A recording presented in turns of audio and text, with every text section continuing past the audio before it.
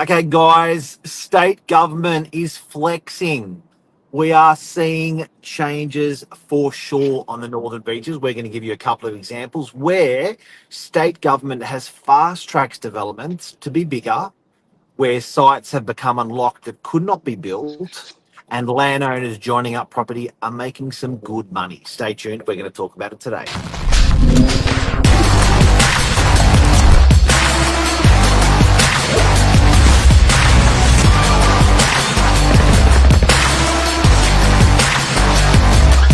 I'm the ringleader, so listen up. Good morning, everyone. Welcome to Morning Minutes. Myself, Michael Bergio, Mark Novak, episode 1473.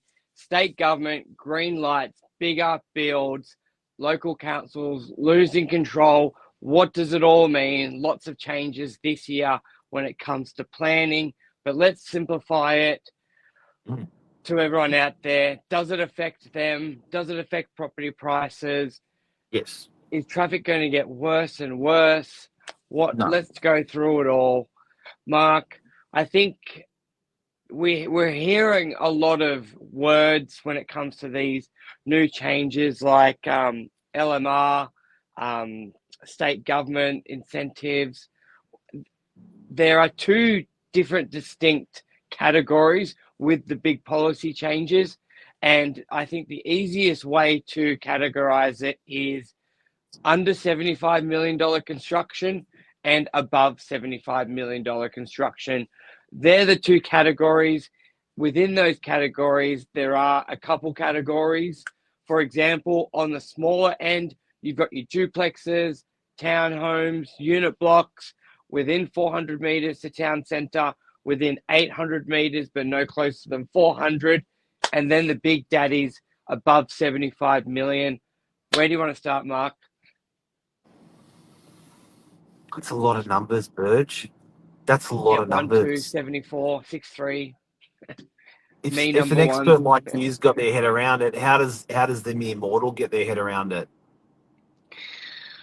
Think of a unit block, and then think of a bigger unit block. It's true, but It's it's like it's been so many. You heard Mr. Mins, Yep. rattling off the last year or two. This change, that change, this change, that change. Haven't seen a lot, and we've just seen some come through now and get approved, and we're like, ooh, all this talk the last 2 years, this could really be manifesting.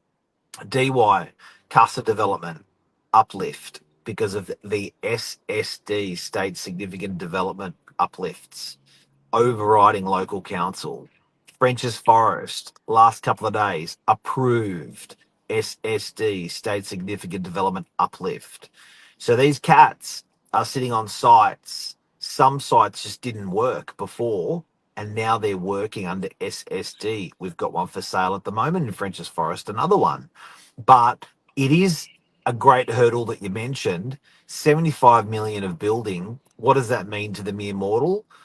If you're spending, 650K to build a unit, it's probably about 100 units, 110 units. So any blocks that can consolidate to actually make 110, 110 units can get an uplift of 30%.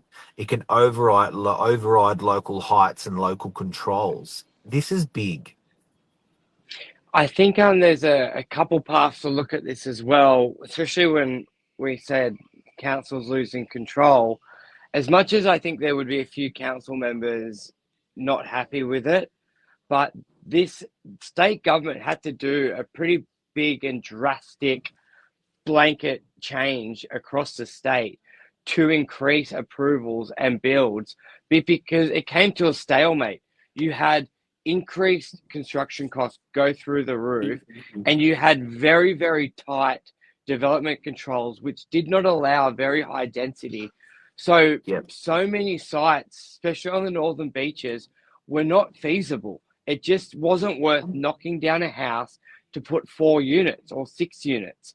and therefore you're left with streets which were zoned for R3 only have a couple unit blocks on it when it's supposed to be everything a unit block, but it's just because it's not feasible. And then I think council is quite fortunate with this change, especially in French's Forest, because we were hitting a crossroads where council went through 20 years of planning to bring in thousands of units to that area. But once they finally did their big zoning change, It's nothing true. happened. Nothing It's happened. true. No developers jumped on blocks because they didn't give enough density and it wasn't worth doing.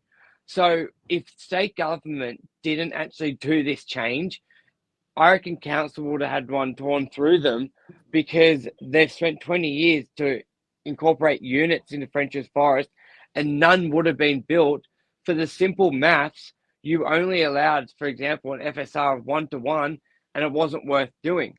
So we're only now seeing French's Forest DAs get approved, now construction starting, and that's all off the back of the state government change. So as much as I threw the little, like, the poke the bear, council losing control, it's actually, thank God they did in this scenario. Otherwise, they probably would have been very embarrassed in French's Forest. You know, all that infrastructure, $4 billion hospital over 5 years, a $300 million road upgrade on Ringa Road, $350 million transport upgrade on buses. I think it's $400 million now with the new buses coming on. And it's like, it's great. It's fixing problems of the past, but it's also leaving volume ready for the future for some more density. And it's getting confusing, guys. So for people out there that are watching, I was with some business owners, some landowners from Brookvale yesterday. Great business. The guys from Four Drive Centre in Brookvale.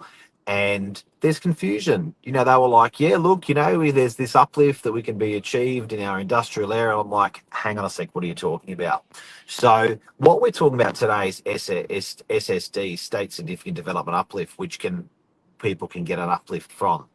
The biggest talk in town's been LMR, which is the low to medium density stuff, which is if you're in town centres. But that's resi. That's resi. So, and that's if you're 400 metres in particular, or 800 metres to a town centre, if they designate it as a town centre. This is on top of those things that we're talking about. So it's a surplus. So it's a bit like when you get a discount in a shop and then you can get a further discount because you got a voucher. It overrides it. So it's great news, but it means they need to be chunky. If there's $75 million of build, they need to be chunky, these buildings. The only way they can be chunky is if you're joining blocks together. So it can be used in conjunction with the LMR that everyone's been hearing about. But I guess the fundamental is you've got to be chunky. Yeah, and looking back over the years, there may have only been a $75 million construction build development, like one every year, two. And maybe not even really before COVID, because build cost was half. So, like, I think of Brookvale, behind Brookvale Pub, what was that? 80 units at 400. Like, that wouldn't have even qualified back then because build cost was so much lower. So it is big sites, and I think the other big advantage, if you can amalgamate some blocks to get to that 75, it's not necessarily, we're going to get so much more units, it's going to double our value. There will be an increase. It's about, of that 30%, keep in mind, half of that 30% has to be state government housing, which isn't necessarily that appealing to some blocks. So you may not even go for that uplift because you don't want that. But you do get an extra 15% of units on top. So of 100 unit development, you're now going to get 115 because you allow 15 units to be state government controlled. But that's great. But the other thing as well is time. You get fast tracked with your actual assessment. So a lot of the time developers Oh, hate yeah. when they have all their documents in place and it takes like 6 months or a year 2 years. to get Yeah. in front, to get in front of the land and environmental court just to say yes or no or what they would like to see. Where part of the SSD, state significant development, is they are seen within like 2 to 4 weeks. They will start to get assessed. So time is money, and if you're looking at a site like I was looking at on a site where I'm hopefully putting together where it is around those prices. Just your mortgage and interest repayments. Like if you've purchased the land for say 50 million and you're paying 10% on that, that's 5 million a year. Now, if you can reduce your DA process from one That's a year good to a point. couple of months, you could be Yeah. saving $4 million, $3 million just there. Which is not necessarily profit in the developer's pocket, which what everyone thinks, but it's actually sometimes just making a site viable as opposed to not viable, just on those on some of those metrics.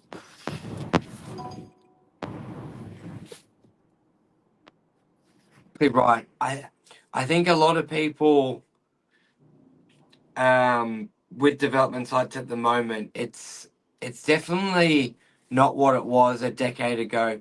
Ever since you've got your Opal Towers, and Yeah. the crackdown, building codes, building restrictions, like the hoops developers have to jump through these days. I'm finding it more and more common that when I'm speaking to people on the phone, if I'm bringing them a site for 6 units, 8 units, 12 units, they're just saying, no, it's not worth our time. Like the head stress they have to go through, like unless it's 20 to 30 units, it's just not worth it. So it's definitely getting tough out there. So any change, just like you said, it's not necessarily making more money, but making the process smoother, will make it more viable for them to go ahead with the developments. So before we go, Burge, in summary, in conclusion, for people that are out there that are looking at potentially developing their blocks of land, state significant development, SSD, it's a fast tracking process. It overrides some of the local controls for height and stuff in the area, allowing more density in the area. Anything else you want to add? Yeah, watch last Fridays and the Fridays before that, episodes 1464, part 1 and 2. I did about 40 minutes on identifying if your block is a development site, and then if it is, how to proceed from there, either selling or talking to a developer. So they're probably some great videos to watch to understand. And then watching those videos, you'll know if your site will be the big boy, the SSD development, or your other development category. So I'd probably get people to watch those videos on And Morning Minutes. guys, on the morning minutes, and we're a phone call away, so don't think any question is too little or too big for us. Give us a call and ask. It's a free question. And Yeah. we're a live show, guys. So when you're following us every day, if you want to ask questions live, just use the comments section on the fly. We can answer them for you. Beautiful. Thank you, everyone. Have a great day. See ya.